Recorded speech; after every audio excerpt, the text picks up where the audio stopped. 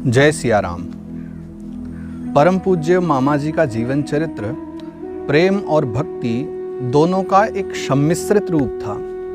परम पूज्य मामा जी का जो जीवन चरित्र ही है वो इतना दिव्य है कि उसको श्रवण करने मात्र से ही हमारे हृदय में ही भक्ति उत्पन्न हो जाती है, प्रेम का प्रादुर्भाव होता है। इनके बचपन का नाम था प्रयागदत्त। जनकपुरी में, मिथिला नगरी जो माँ जानकी जी की नगरी है, जनकपुरी में एक विधवा ब्राह्मणी निवास किया करती थी, जिनके पुत्र हुए, एक ही पुत्र थे अकेले, जिनका नाम प्रयागदत्त था। बाल्यावस्था में ही प्रयागदत्त माता से बार बार पूछते रहते थे कि क्या हमारे परिवार में कोई और नहीं है, कोई पिता, ताऊजी, चाचा, कोई भाई, कोई बहन, क्या हमारे परिवार में कोई भी नहीं है। तो सरल स्वभाव वाली वो ब्राह्मणी विचार करती थी कि मेरा बालक अभी बहुत भोला है, सरल है, और आज मैं इसे जिस प्रकार की भी शिक्षा दे दूंगी, इसके हृदय में ही वो बात सदा के लिए बैठ जाएगी। तो उन्होंने विचार करके, देखिए, जो भी जनकपुर के रहने वाले निवासी हैं वो सभी माँ भगवती जगत जननी जानकी मैया को अपनी बहन या बेटी के रूप में मानते हैं। तो उन माँ ने भी, उन ब्राह्मणी ने भी माँ जानकी को अपनी पुत्री रूप मान करके अपने पुत्र को कहा, प्रयागदत्त से कहा कि बेटा, तुम्हारी एक बहन है, उसका नाम जानकी है, और वो अयोध्या के चक्रवर्ती महाराज के पुत्र को ब्याही है, और अगर तुम्हें उनसे मिलना है तो तुम्हें अयोध्या जाना पड़ेगा। तो जब से प्रयागदत्त ने सुना कि मेरे एक बहन भी है और जिसका विवाह अयोध्या में चक्रवर्ती महाराज के पुत्र के साथ, राजकुमार के साथ हुआ है, तब से तो वो जिद पकड़ करके बैठ गए कि अब तो मुझे अयोध्या जाना ही है। अब तो अयोध्या जा करके और अपने जीजा जी से, अपनी बहन से मिलना ही है, ये उन्होंने प्रण कर लिया। अपनी माँ को कहा कि माँ, फिर तो मेरे जाने की तैयारी करो, मैं अयोध्या जाऊँगा और जा करके बहन से, जीजा जी से मिल करके आऊँगा, बहनों ही से मिल कर आऊँगा। लेकिन माँ ने कहा कि नहीं बेटा, अभी तुम छोटे हो और अभी तुम नहीं जा सकते, कुछ दिन प्रतीक्षा करो, जब तुम थोड़े से बड़े हो जाओगे तो मैं स्वयं ही तुम्हें भेज दूंगी। और इस प्रकार धीरे धीरे समय व्यतीत होने लगा। प्रयागदत्त बालक के मन में ये बात दृढ़ हो गई थी कि अवध में, अयोध्या में मेरी बहन रहती है और एक दिन मुझे उससे मिलने जाना है। कुछ बड़े हुए और कालांतर में प्रयागदत्त एक दिन तो जिद पकड़ करके बैठ गए कि माँ, आज तो मुझे अपनी बहन से मिलने जाना ही है, सो अब आप मुझे रोको मत और मैं जाना चाहता हूँ। माँ ने देखा कि बालक के हृदय में अब अपनी बहन से मिलने की इतनी उत्कट इच्छा है, तो वो मंदिर में जाकर के बैठ गई और माँ जगत जननी जानकी से प्रार्थना करने लगी कि हे माँ, हम सब जनकपुर वासियों पर तो आपकी अतुल्य कृपा है, असीम कृपा है, और आप इस कृपा का, इस भाव का कभी आप खंडन नहीं होने देंगी, आप इस भाव को बचाए रखेंगी। इस बालक के मन में आपके प्रति जो एक बहन का भाव है, आप सदा उसको बनाए रखेंगी। मैं इसे आपसे प्रार्थना करती हूँ कि इस पर कृपा करना, मैं इसे आपके यहाँ भेज रही हूँ। और ये विचार करके उन ब्राह्मणी ने कुछ घरों में जाकर के, निर्धन बहुत थी, खाने पीने की इतनी अच्छी कुछ व्यवस्थाएं नहीं थी, तो कुछ घरों में जाकर के उसने चावल लेकर के आई और चावल को पीस करके फिर उसमें मीठा मिला करके उसके मोदक बनाए, लड्डू, जिनको मिथिला नगरी में कासार कहा जाता है। कासार बना करके वो मीठे लड्डू चावल के बालक को दे दिए, प्रयागदत्त को, और कहा कि ये बेटा, ये तुम्हारी दीदी और जीजा के लिए हैं, ये ले जाओ, और दीदी जीजा जी जब मिलेंगे तो उनको कहना कि ये माँ ने दिए हैं। और रास्ते के लिए माँ ने सत्तू बांध दिया कि मार्ग में जाते हुए तुम्हें 2-3 दिन लगेंगे जाने में, तो जब तक यात्रा चलेगी, पैदल जाना था, तो कहा कि ये जो सत्तू है तुम मार्ग में समय समय पर खाते रहना, तो तुम्हारे शरीर को बल मिलता रहेगा। प्रयागदत्त बड़े उत्साह के साथ, एक हृदय में ऐसी स्फूर्ति आ गई कि बहन से मिलना है, बहनों ही से मिलना है, तो बालक प्रयागदत्त अवध की यात्रा करने लगे। अयोध्या धाम आकर के बालक प्रयागदत्त मणि पर्वत के पास में जो सहस्र शीर्षा नाम की एक शिला है, उसी शिला के पास में एक टीले पर आकर के बैठ गए।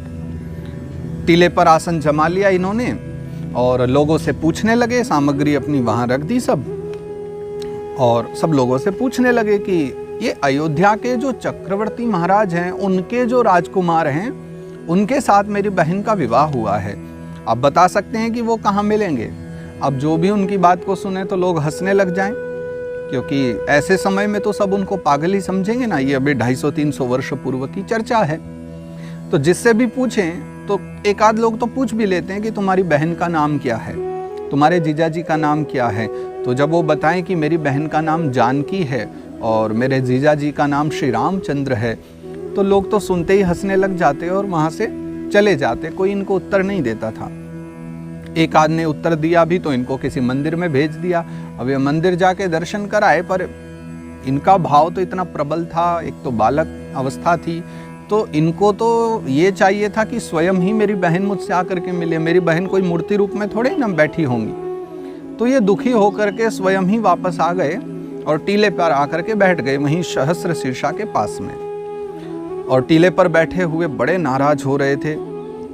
पता नहीं ये कहाँ रहते हैं, कहाँ चले गए, मुझे आए हुए इतना समय हो गया, 3 दिन तो यात्रा करके आया हूँ और अभी तक इनका कुछ अता पता नहीं है। तो बड़े नाराज हो रहे थे प्रयागदत्त जी।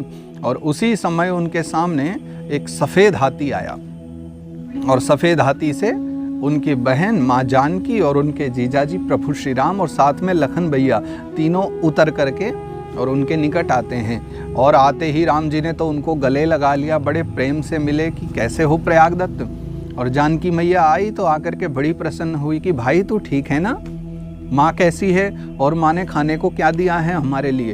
देख करके प्रयागदत्त जी तो हक्के बक्के रह गए, आश्चर्यचकित। ये तो ऐसे मिल रहे हैं, न जाने हम लोग कितने वर्षों से मिलते आ रहे हों, कितने वर्षों से हमारा परिचय हो। मैं तो आज देख भी पहली बार रहा हूँ अपनी बहन को। माँ ने जैसा परिचय बताया था कि ये बड़ी सरल हैं, वो तो बात बिल्कुल सही है, परंतु मैं तो इन्हें पहली बार देख रहा हूँ और इन्होंने मुझे पहचान भी लिया। इतना देखते ही प्रयागदत्त जी अपनी बहन को बहुत प्रेम करते हैं, बहुत अच्छी बात करते हैं। कहते हैं कि माँ ठीक है, तुम्हें याद करती रहती है, तुम्हें पुकारती रहती है।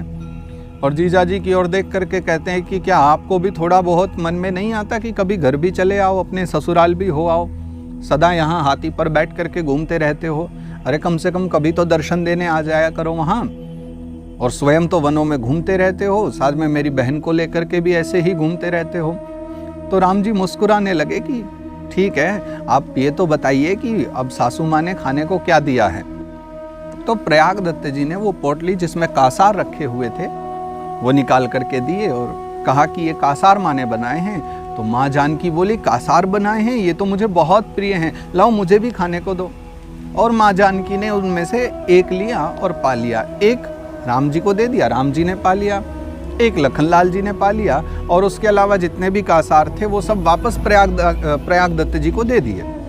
और दे करके कहा कि प्रयागदत्त लो भाई, अब इनको तुम रखो और इनको तुम खा लेना, हमने तो खा लिया। इतना कह करके राम जी तो वहाँ से हाथी पर बैठे, माँ जानकी बैठी। माँ जानकी ने कहा अपना ख्याल रखना, ध्यान रखना और सब ठीक है, अपने घर चले जाना, यहाँ सब ठीक है, मैं बहुत प्रसन्न हूँ। कह करके तीनों अदृश्य हो गए। और जैसे ही अपने जीजा और अपनी बहन को वहाँ नहीं देखा, उनको अंतर्ध्यान होते हुए देखा, फिर तो प्रयागदत्त जी का जो हृदय दुखी हुआ, विरह में आ गए, चारों ओर ढूंढने लगे, कहाँ गए मेरे जीजा, कहाँ गई मेरी बहन। और चारों तरफ भटकने लगे, घूमने लगे। घूमते घूमते थके हारे प्यासे और क्षुधा के कारण, तृषा के कारण उनका जो शरीर है वो मूर्छित हो गया, गिर पड़े वहीं पर। और उसी क्षण वहाँ पर अवध धाम में रहने वाले एक संत हैं, वो संत आए और संत ने आकर के उनको गोदी में उठाया और गोद में उठा करके उनको अपने आश्रम पर ले गए। महाराज जी ने आश्रम ले जा करके उनकी खूब आवभगत की, खूब सेवा की। और उसके पश्चात ही जब रात्रि के समय उनको थोड़ा सा होश आया, मूर्छा टूटी, तो जागते ही वो पूछने लगे सबसे पहले कि महाराज जी मेरी बहन कहाँ हैं, मेरे जीजा जी कहाँ हैं। तो महाराज जी ने कहा कि आपके जीजा जी, आपकी बहन कौन है, जरा परिचय तो दो। और जब बालक ने परिचय दिया कि जानकी मेरी बहन है और मेरे जीजा जी का नाम रामचंद्र है, तो ये सुनते ही महाराज जी का तो हृदय भर आया, हृदय प्रसन्न हो गया कि ये कितना अद्भुत बालक है, क्या भाव लेकर के जा रहा है। और मध्य रात्रि हुई, मध्य रात्रि के समय में 2 स्त्रियां महाराज जी की कुटिया में आई। इससे पहले ऐसा कभी नहीं हुआ था, लेकिन पहली बार जब वो 2 स्त्रियां आई और हाथों में दोनों के बड़े बड़े थाल थे और उन थाल में बड़े बड़े पत्ते किसी वृक्ष के बिछे हुए थे। तो दिख नहीं रहा था कि थाल में क्या है, थाल क्या है, बस ऊपर पत्ते दिखाई दे रहे थे। तो महात्मा जी ने पूछा कि देवी आप लोग कौन हैं, कहाँ से आई हैं? तो वो दोनों स्त्रियां कहने लगी कि महाराज जी हमने आज अपने घर में एक कथा कराई थी, तो ये कथा की भोग प्रसादी है और हमने सोचा कि आप यहाँ निवास करते हैं, हमने आपके पहले भी दर्शन किए हैं, तो हम चले आई कि चलो आपको ये भोग दे दें, तो आप ये भोग पा लीजिए और ये साथ में जो बालक है आप इसको भी भोग पवा दीजिएगा। और ये कह करके वो स्त्रियां भी वहाँ से चली गई, अंतर्ध्यान हो गई। अब उसके बाद महाराज जी ने जब वो पत्ते हटाए तो उसमें भांति भांति के व्यंजन परोसे हुए थे, परंतु आश्चर्य की बात तो ये थी कि उन विविध प्रकार के व्यंजनों में बड़ी अद्भुत बहुत पवित्र खुशबू आ रही थी। लेकिन वो जो थाल थे बड़े बड़े, वो दोनों के दोनों भारी स्वर्ण के थाल थे। ये देखते ही महात्मा जी तो समझ गए कि एक बहन ने अपने भाई का बहुत दिव्य स्वागत किया है, अच्छी पाहुनाई की है, अच्छी आवभगत की है। तो माँ जानकी ने अपने भाई की सेवा के लिए ही ये सब सामग्री भेजी है।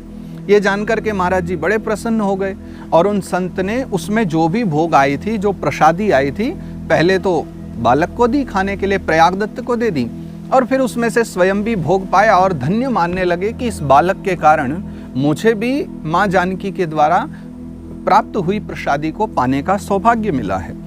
और पाने के बाद में अब वो जो दोनों सोने के थाल थे, अब वो देवियाँ कह करके गई थी कि हम सुबह आकर के वापस ले जाएंगी थाल, आप भोजन पालो।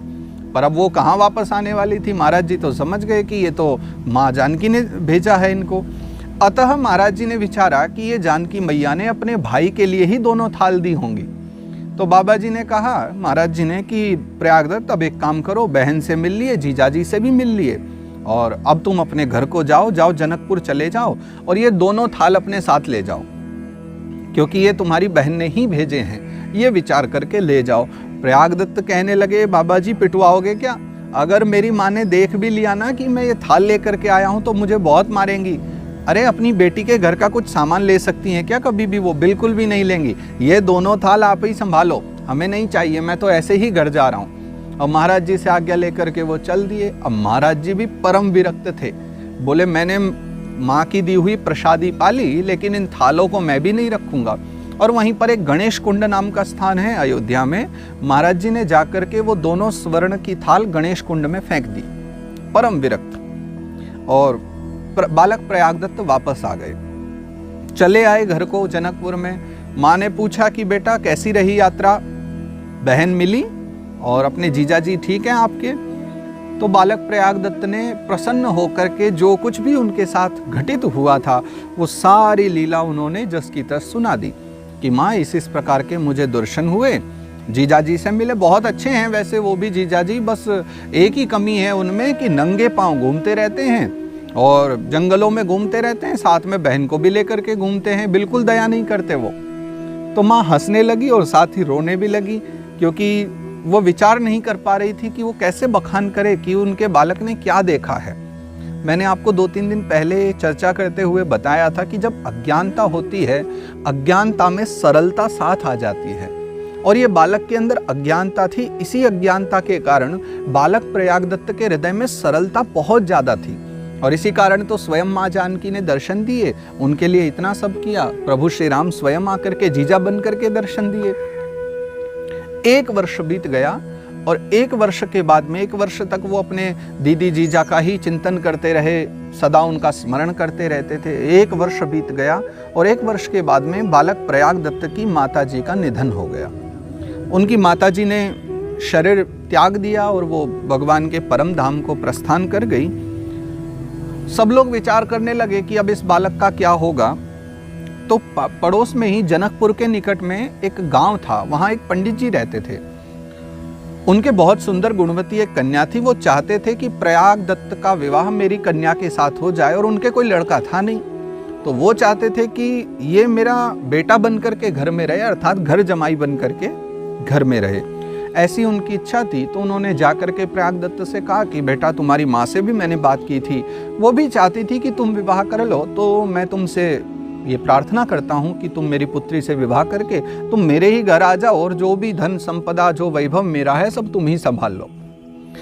लेकिन जिसे अपने दीदी और जीजाजी से प्रेम था, जिसे अयोध्या जाने की लगन लगी थी, जो अयोध्या जाकर के रहना चाहता था, वो भला अब वहाँ कहाँ रुक पाता। माता का अंतिम संस्कार करके और सारे तर्पण आदि जो भी कर्म थे वो करके बालक प्रयाग दत्त ने सीधा यात्रा की अवध धाम की। सीधा अयोध्या जी चले आए और अयोध्या आकर के वो जो महाराज जी मिले थे ना 1 वर्ष पहले जब आए थे अयोध्या में, और जिन महाराज जी ने इनको मूर्छित अवस्था में उठाया था, अब इनकी दोबारा उनसे भेंट होने का समय आ गया था। जहां इन्हें सर्वप्रथम टीले पर अपने दीदी और जीजा के दर्शन हुए थे, ये सीधा अयोध्या में वहीं आए। इन्होंने सोचा कि इधर उधर जाकर भटकने से और पूछने से तो अच्छा है कि वहीं चलो जाओ मिल जाते हैं। टीले पर आकर बैठ गए। सारा दिन बीत गया, न दीदी आई मिलने, न जीजाजी आए मिलने, न राम जी आए, न माँ जानकी आई। बड़े परेशान हो गए। फिर तो टीले से उठ गए और अगला दिन दूसरा दिन हुआ। प्रातः काल ही वो झाड़ियों में कभी सरयू जी के किनारे और स्थान स्थान पर अयोध्या में ढूंढते हुए भटकने लगे। सायंकाल हो गई, झाड़ियों में भटक रहे थे भूखे प्यासे, और अचानक फिर संत के दर्शन हो गए। उनका नाम था परम पूज्य श्री त्रिलोचन दास जी महाराज। और त्रिलोचन स्वामी ने जब उनको देखा, जो त्रिलोचन स्वामी जी ने उनके दर्शन किए, तो देखते ही प्रसन्न हो गए कि बेटा प्रयाग दत्त तुम यहाँ कैसे। तो प्रयाग दत्त ने कहा कि माता जी का निधन हो गया तो मैं दीदी जीजा से मिलने चले आया। तो पता चल गया होगा जीजा को कि मैं प्रयाग दत्त यहाँ पर आ गया है, तो देखो पता नहीं कहाँ जाकर के छुप गए हैं। न तो दीदी को ही मिलाया मुझसे, न खुद ही मिलने को आए हैं। भूखा प्यासा सारा दिन हो गया मुझे बैठे बैठे। तो त्रिलोचन स्वामी कहने लगे कि चलो बेटा तुम मेरे साथ आओ, और उन्हें अपने आश्रम पर लेकर के गए। तब त्रिलोचन जी महाराज के मन में एक बात आई कि ये बालक भगवान के प्रति बहुत भावुक है, इसके हृदय में भाव प्रेम बहुत है। अब इसके मन में ये जो भावना है कि दीदी और जीजा उसके राम और जानकी मैया हैं, प्रभु श्री राम हैं, इस भावना को और प्रगाढ़ करना होगा, परंतु उससे पहले इसे प्रभु श्री राम की महिमा के विषय में जानना होगा। तो इसलिए त्रिलोचन स्वामी ने प्रयाग दत्त को आश्रम पर ले आए और कहा कि बेटा तुम वैष्णव दीक्षा लो और संपूर्ण श्री राम कथा का एक बार श्रवण करो। और प्रयाग दत्त जी को फिर दीक्षा दे करके प्रयाग दत्त से प्रयाग दास बना दिया। प्रयाग दास बना करके उनको लंगोटी पहना दी और एक अचला दे दिया। अचला अर्थात एक दुपट्टा दे दिया, जैसे जिसे हम कटी वस्त्र या उपवस्त्र कहते हैं। एक अचला बांध करके, लंगोट लगा करके बस एक अचला ऊपर पहनते थे और सदा भ्रमण करते रहते थे अयोध्या में। और जब से राम कथा उन्होंने पूरी सुनी, तब से तो वो राम जी को बहुत नाराज रहने लगे। कहने लगे ये बहुत निर्दयी है, जहाँ जाता है वन में वहीं मेरी दीदी को भी ले जाता है, मेरी बहन को ले जाता है। अरे कितने कंकर पत्थर लगते हैं, कम से कम चप्पल तो पहना देनी चाहिए। ना कभी स्वयं चप्पल पहनता है, न जूते पहनता है, और ना ही मेरी बहन को पहनने देता है। बड़ा निर्दयी है, कभी अब मिलेगा तो मैं उससे बात करूंगा। तो ऐसा विचार करते करते उनको बहुत समय अयोध्या में बीत गया। अब धीरे धीरे महाराज जी के द्वारा जब सबको पता चला कि ये परम भक्त माँ जानकी को अपनी बहन मानते हैं, तो अयोध्या के जितने भी लोग थे सब श्री प्रयागदास जी महाराज को मामा मामा कहने लगे। जैसे लक्ष्मी जी जगत जननी है, सबकी माँ है, तो लक्ष्मी के भाई चंद्रमा होने के कारण सभी चंद्रमा को मामा कहते हैं। वैसे ही माँ जगत जननी जानकी जो सबकी माँ है, उनके भाई होने के कारण श्री प्रयागदास जी को भी अब सारा अवध मामा जी के नाम से जानने लगा और सभी उनको मामा जी कहा करते थे। तो बहुत समय बीत गया उनको अयोध्या में, और एक दिन की कथा है कि इनके मन में आई कि ये तो स्वयं मानने वाले नहीं हैं, चलो अब मैं ही इनके लिए कुछ करता हूँ, अपने जीजा और दीदी के लिए। तो महाराज जी क्या करते थे कि इनको जब भी कोई पहले पैसे देता था, ये कुछ नहीं लेते थे, सिर्फ खाने को कुछ मिल गया तो खा लेते थे, और नहीं तो उन्मत्त हो करके सदा सुखदेव भगवान की भांति, क्योंकि परमहंस व्यक्ति थे, तो परमहंसों की भांति सदा भ्रमण करते रहते थे। परंतु अब तो इन्होंने नियम बदल लिया। अब इनको कोई दक्षिणा देता तो लेकर के चुपचाप झोली में डाल लेते थे। जहां इनको पता लग जाए भंडारा हो रहा है और दक्षिणा मिलेगी, तो ये तुरंत वहां चले जाते थे और जाकर के भंडारे में बैठ करके दक्षिणा ले लेते थे। तो ऐसे कर करके इन्होंने बहुत समय तक दक्षिणा लेते रहे और झोली में इकट्ठी करते रहे। जब इनके पास बहुत सारी दक्षिणा इकट्ठी हो गई, तब एक दिन ये गए और जाकर के इन्होंने 3 जोड़ी बहुत बढ़िया जूते बनवाए। और 3 जोड़ी जूते बनवाने के बाद फिर ये गए एक बढ़ई के पास और इन्होंने कहा कि भाई 3 पलंग बना दो, और पलंग ऐसे बनाना कि एक के अंदर एक पलंग समा जाए, ताकि एक साथ में उठाने में बड़ी आसानी रहे। और इन्होंने वो पैसे लेकर के आए ही थे, वो पैसे दे करके इन्होंने 3 पलंग बनवाए। एक बड़ा पलंग बनवाया, फिर एक उससे छोटा जो उसके अंदर आ जाता था, एक उससे भी छोटा जो उसके भी अंदर आ जाता था। और फिर पलंग के लिए इन्होंने 3 गद्दे खरीदे और 3 तकिया खरीदे। फिर वो एक के अंदर एक तीनों पलंग डाल करके, ऊपर से 3 गद्दे डाल करके और तीनों तकिया डाल दिए, और वो जो 3 जोड़ी जूते थे उनको रख लिया और उठा करके अपने माथे पर सीधा चित्रकूट की ओर ले चले। क्योंकि भगवान वनवास करते हुए चित्रकूट चले गए थे, इन्होंने ऐसा राम कथा में श्रवण किया था, तो इन्होंने विचारा कि वो भी चित्रकूट होंगे। तो अपने माथे पर वो पलंग लेकर के ये सीधा चित्रकूट की ओर चले, और चले आए। कई दिन की यात्रा करके चित्रकूट पहुँचे, बड़े थके हारे। और चित्रकूट में जो स्फटिक शिला है, स्फटिक शिला के निकट ही इन्होंने तीनों पलंग बिछा दिए अलग अलग। तीनों पर गद्दे बिछा दिए, नीचे वहाँ पर जूते बिछा दिए। अब भटक रहे हैं सारे चित्रकूट में कि मेरे जीजा जी कहाँ हैं, मेरी दीदी कहाँ हैं। बड़े नाराज हो रहे हैं, एक तो थके हारे हैं, पसीने बह रहे हैं, फिर राम जी को बड़े गरिया रहे हैं, बहुत नाराज हो रहे हैं कि देखो उसे पता लग गया होगा कि प्रयागदास आया है, इसलिए जाकर के कहीं छुप गया होगा, मिलने थोड़ा ही ना आएगा। वो ऐसे ही करता है, वो जब भी मैं आ जाता हूँ कहीं ना कहीं जाकर के छुप जाता है। और बड़े नाराज होते हुए यत्र तत्र भटक रहे हैं, अपने दीदी जीजा को ढूंढ रहे हैं। और जब वापस आकर के वहीं सोचते हैं कि चलो अब खुद ही आएगा वो मिलने, ये विचार करके जैसे ही वापस स्फटिक शिला पर आते हैं तो देखते हैं कि तीनों पलंग पर तीनों बैठे हुए हैं। प्रभु श्री राम, माँ जानकी और लखनलाल जी तीनों उन आसन पर विराजे हुए हैं, और तीनों ने वो जूते भी पहने हुए हैं। बड़े प्रसन्न हो गए प्रयागदास जी, और तीनों को देख करके फिर तो तुरंत राम जी के पास आए, आकर के उनके चरण स्पर्श किए, माँ जानकी के चरण स्पर्श किए, लखनलाल जी को नमन किया। और फिर तो राम जी को कहते हैं कि देखो, आपको अगर जंगल में घूमना है घूम लो, हमें कोई परेशानी नहीं है। वैसे तो आप राजकुमार हो, आपको राजभवन में रहना चाहिए, पर अगर आपकी जिद ही है कि आपको वन में घूमना है तो देखो प्रभु ऐसा है, आप घूमो, पर आपकी वजह से मेरी बहन भी तो कितना कष्ट पाती है। आप तो बोल देते हो वो भोली भाली सीधी सादी है और आपके पीछे पीछे हो लेती है, ना आप चप्पल पहनते हो ना जूते पहनते हो। मैं 3 जोड़ी जूते बनवा के लाया हूँ, बहुत दिन में पैसे इकट्ठे हुए थे। आप एक काम करो, अब से आप तीनों ये जूते पहना करोगे, और तीनों पलंग मैंने आपके लिए बनवाए। आज के बाद आप तीनों जहाँ भी जाओगे, वन में जहाँ भी रहोगे, मैं आपके साथ ही साथ चलूंगा, और तीनों पलंग उठा करके मैं चला करूंगा। जहाँ रात्रि को आप रुकोगे वहीं मैं तीनों पलंग बिछा दिया करूंगा, और फिर तीनों आप आराम से सोया करना। अब यही मेरी सेवा होगी आपके साथ। भगवान फिर हंसने लगे, मुस्कुराने लगे और कहने लगे, देखो प्रयागदास, तुम हमारे बहुत अच्छे साले साहब हो और तुम्हें हमारी आज्ञा का पालन करना चाहिए। देखो, हमने संकल्प लिया है, ना तो हम जूते पहनेंगे वनवास में और ना ही हम किसी आसन पर सोएंगे। हमें भूमि पर सोना है क्योंकि हम वनवासी हैं। तो देखो प्रयागदास, ऐसा है कि हमने तुम्हारे सम्मान के लिए तुम बनवा कर लाए थे, इसलिए हमने पलंग पर भी बैठ गए और हमने तुम्हारे दिए हुए जूते भी पहन लिए। पर अब हमारी ये इच्छा है कि तुम इनको लेकर के अयोध्या चले जाओ और तुम सदा अयोध्या में ही निवास करो और वहीं सदा आनंद से वहीं टीले के पास में रहो, और इस प्रकार तुम्हें कहीं भटकने की अब आवश्यकता नहीं है, और हमने इनको ग्रहण कर लिया है। और तभी माँ जानकी बोली, और भाई तू बिल्कुल चिंता मत करना, ऐसा मत सोचना कि ये मुझे लेकर के घूमते हैं। अरे मैं तो स्वेच्छा से ही आई हूँ, इन्होंने तो मना किया था, इन्होंने तो कहा था कि राजभवन में रहो, सब सुख संपदा मिलेगी, परंतु अब जहाँ पतिदेव होंगे वहीं तो मुझे जाना है, इसलिए मैं भी इनके साथ साथ स्वयं ही जाती हूँ और उसी में मेरी प्रसन्नता है। तो इस बात में बिल्कुल तुम शंका मत करो। तो हम चलते हैं और तुम भी अयोध्या आ जाना और अयोध्या में ही निवास करना। उनके जाते ही प्रयागदास जी फिर भगवान को गरियाने लगे, फिर चिल्लाने लगे कि देखा, उनको पहले ही पढ़ा करके लाए थे और समझा के लाए थे कि ऐसे ऐसे प्रयागदास को समझा देना, वो चला जाएगा। चलो भाई ठीक है, अब जैसे आपकी आज्ञा, हमें तो वैसा ही करना पड़ेगा। और प्रयागदास जी महाराज ने फिर से अपने पलंग लपेटे, एक के अंदर एक वो डाला, तीनों पलंग लेके गद्दे तकिया मोजड़ी सब लेकर के चल पड़े।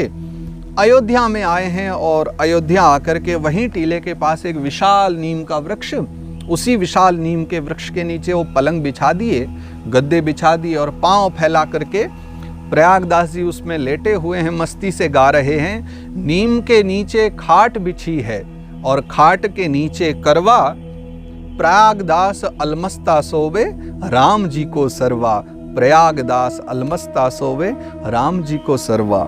तो ऐसे थे हमारे श्री प्रयागदास जी महाराज, जो भगवान के परम प्रिय साले साहब हैं। और उस दिन के बाद से सारी अयोध्या में श्री प्रयागदास जी महाराज मामा जी के नाम से प्रसिद्ध हो गए, मामा प्रयागदास जी के रूप में। तो ऐसी अद्भुत निष्ठा, ऐसी अद्भुत भक्ति और ऐसा अद्भुत प्रेम श्री मामा प्रयागदास जी में था, जिसका अंश मात्र भी अगर हमारे हृदय में आ जाए तो हम भी एक भगवत भक्तों की श्रेणी में आ जाएं। तो ऐसे परम पूज्य प्रयागदास बाबा को मेरा कोटि कोटिशः वंदन प्रणाम। और आज की चर्चा को भी प्रयागदास भगवान प्रयागदास मामा जी के स्मरण के साथ ही आज की यात्रा को, हमारी चर्चा यात्रा को, भगवत यात्रा को मैं यहाँ विश्राम देता हूँ। कल पुनः फिर चर्चा करेंगे, पुनः किसी एक दिव्य चरित्र के साथ या कुछ दिव्य चर्चाओं के साथ पुनः आपसे भेंट होगी। तब तक आप सभी स्वस्थ रहें और आनंदित रहें। मामा जी के समान अपने भाव को, अपने निष्ठा को बहुत दृढ़ रखें। पुनः मिलेंगे। आप सभी को मेरा प्रणाम, सादर जय सिया राम, जय श्री कृष्णा, राधे राधे।